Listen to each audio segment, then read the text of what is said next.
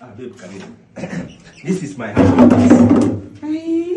Nako ni nyumba yako inakaa aje shwari? Babe, unafanya nini? Kaja iko sawa bana. Sasa umepanga aje? Angalia napatana na mtungi kwa mlango. Hizi ni vyombo sijui ziko wapi. Guy, mpaka gas iko huko kwa kitanda. Si gas inafaa kuwa hapa babe. Sio naekanga hapo ndio unajua nikiamka mapema na spin haraka mazee. Acha kama venye kuna casually.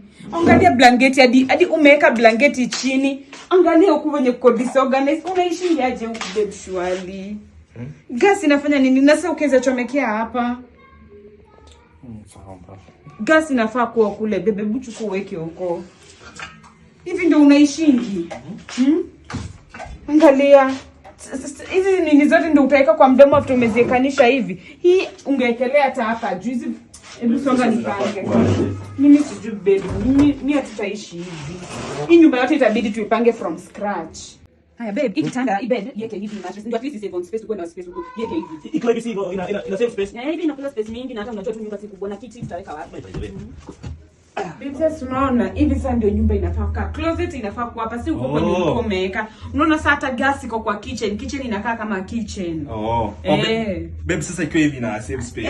Hivi unaona ina save space hapa, hata tunaweza nunua kiti tuweke hapo.